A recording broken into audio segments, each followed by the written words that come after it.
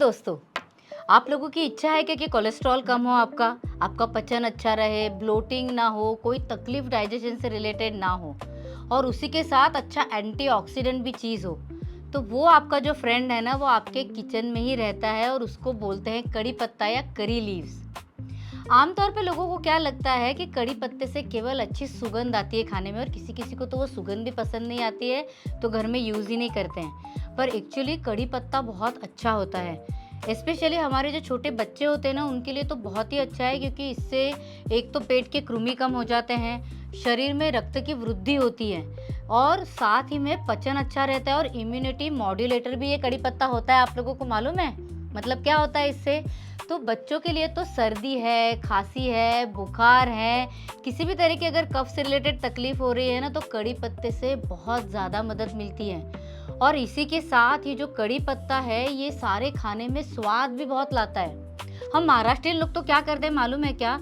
हर चीज़ में कड़ी पत्ता डालते हैं और उसी के साथ इस कड़ी पत्ते की एक स्वादिष्ट चटनी भी घर पे बनाते हैं, जो हमारे खाने में डेली रहती है। पर कई बार लोगों को अगर ये कड़ी पत्ता नहीं पसंद आ रहा है और स्पेशली अगर बच्चे उसे खाने में मना कर रहे हैं, तो हमें क्या करना है? एकदम छोटी-छोटी टिप्स है जो आप घर पे फॉलो कर सकते हैं। पहली बात तो ये कड़ी पत्ता जो है, सुबह 10-15 पत्तियाँ लेके पानी में उबाल कर रख दीजिएगा। ये जो पानी है, ये आपकी करी में, आपकी सब्जियों में, आपकी दाल में कहीं पे भी डालेंगे तो किसी को पता भी नहीं पड़ेगा कि कड़ी पत्ता पेट में चला गया।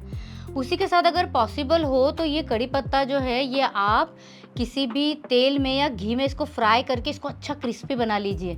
ये जो क्रिस्पी बन जाएगा ना, इसकी पाउडर है, आप किसी भी करी में या सब्जी में डालकर खा सकते हैं। अगर आपको पॉसिबल है तो ये कड़ी पत्ता घर पे लाकर सुखा लीजिए धूप में, और फिर इसको मिक्सर में या केवल हाथ से भी चूर लेंगे ना, तो इसकी एकदम महीन पाउडर बन जाती है। तो वो भी आप कहीं पे भी आपके ग्रेवीज में यूज कर सकते हैं। और छाछ अगर आप पीते हो रोज तो अच्छी ही बात है, क्योंकि वो भी पचन में मदद करता है ये। पर छाछ में भी अगर पुदीना और ये जो फ्रेश कड़ी पत्ता है ना, इसकी पेस्ट बना के डाल देंगे तो इतना स्वाद आता है उस छाछ में भी।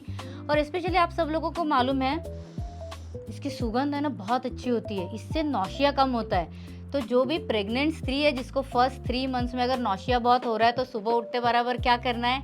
फ्रेश कड़ी पत्ता लाना है और उसको आपकी नाक के पास रखना है, और थोड़ी थोड़ी देर में अगर स्मेल लेंगे ना, तो उसकी जो एरोमा आती है, उसकी जो सुगंध आती है ना, उससे आपका नौशिया भी कम होता है।